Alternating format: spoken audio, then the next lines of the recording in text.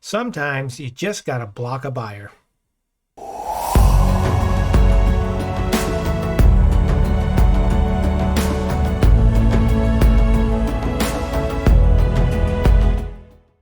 Hey guys, Ken here. Welcome back to the channel. I want to share on this video what happened to me today in the hopes that if it happens to you, you'll understand how to handle it. Sometimes you just got to block a buyer. Just, you're going to run into that on eBay, and usually it's because of one of two reasons. And what that is either it's a scammer and you recognize they're trying to scam you out of, getting access to your valuable postcards, or it's just somebody that's trying to lowball you and send you a ridiculous offer to try to get that card at such a low price that they can actually turn and flip that card on their own account for a lot more money. Okay. And that's what happened to me this morning. And I just thought I'd share the experience. Now, I want to be clear here. I have nothing against this buyer. They had 100% positive feedback, but I just don't do business with people like this. Okay. And I'll explain to you why. What happened was I was selling one of my cards for around $32.25. This was an older card. It was out of the 1900s. I think it was either an undivided back or a divided back, and it was a ship. Transportation is a big seller in postcards. And, I did some research on it and I figured, okay, I'm going to ask $32.25 for this card, with free shipping, and I'm going to put a make offer tab on it. Well, I was sitting here at my desk and I heard a ching go off on my phone. I'm like, okay, that's either a sale or it's somebody making me an offer on one of my cards. And, as I've stated in previous videos, I've recently changed my pricing structure a little bit and I've gone a little bit higher so I can sell better quality cards and command more money for them. Well, I looked at this guy's offer, and yes, it was an offer that he made me for $3. And I'm like, that dog ain't gonna hunt. Okay. Selling a card for $32.25 and he comes in with an offer of $3. Okay, so this is what I did. Okay, and like I said, it's got nothing to do personally with this guy. I don't even know who he is. But the first thing I did, and maybe this will help you if this ever happens to you. I mean, you can do what you want. But the first thing I did was I went to his page. And I wanted to see if he was just a collector or if he was someone that actually resells. And I found out that, yes, he does sell collectibles. In fact, he has a pretty big eBay store. He had over 9,000 transactions. I didn't take the time to look at how long he's been on eBay with that account. And I noticed that on his eBay store, he had over almost 4,000 items in his eBay store. So I went to his postcard section and I noticed that he does sell vintage postcards. So I clicked on highest first. And that's what you want to do. You want to click on what's the highest card he's selling. And I found out that the highest cards that he was selling were for around $50. Now I'm selling a card for $32.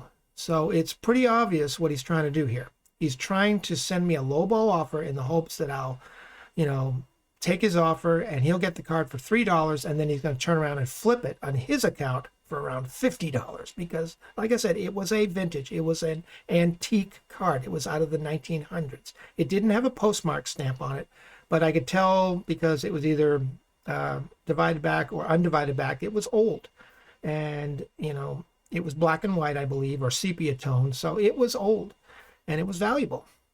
So this was what was happening. So the next step I did, and I've said this on previous videos, the next step of what I did is first and foremost, when you get somebody like this, you want to block them. Okay? And then you go in and decline the offer. Don't do it in the opposite direction, because if you do it in the opposite way, okay, what happens is if you just decline the offer, he could come in 30 seconds later and make you another offer, or he could buy something at a lower price for the same reason, to try to sell it on his, his account for a much higher price. And I just don't play that game. Now, I know what you're thinking. Okay, you're thinking, why decline the offer? Why not just send him a counter offer?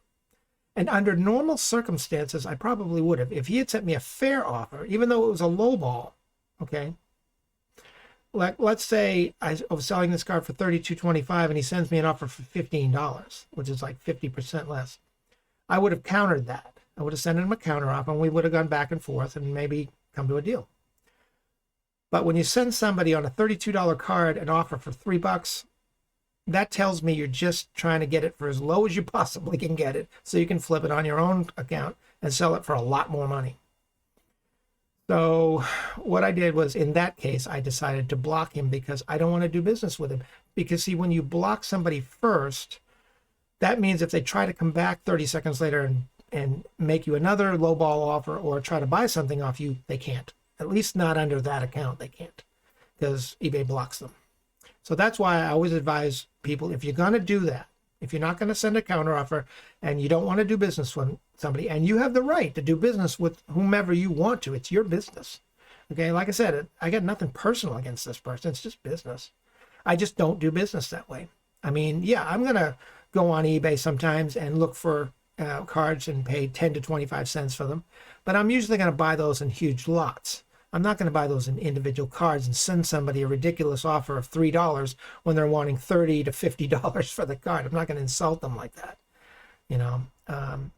So that's what happened, and I blocked them. Now, I'm not going to shame this person. I'm not going to put their user ID up on the screen and say, you should block this person too. No. All I'm telling you is the way I handled this situation. Under normal circumstances, if they sent me a fair offer, I would have negotiated a little bit and maybe we would have come to a deal. But under this circumstance, because that's no way a fair offer. When you're selling something for $30 and you know the value of it and he sends you $3, I just don't want to do business with people like this. And that when you know that they're a reseller and they're selling cards on their site for $50, you know what they're going to do. It's blatantly obvious. So if that's the way he wants to work, that's entirely up to him. You know, like I said, I got nothing against it. I just don't do business that way. Okay, so that's what I did. Of course, you can do what you want. And I'd like to know your thoughts, your comments. If you've experienced anything and how you handle it, just leave it in the comments and let's have a conversation about it. But I just thought I'd share that with you just to give you some insight as to maybe if this happens to you, this is a good way that you can do to protect yourself as a business owner and not be taking advantage of people that want to lowball you.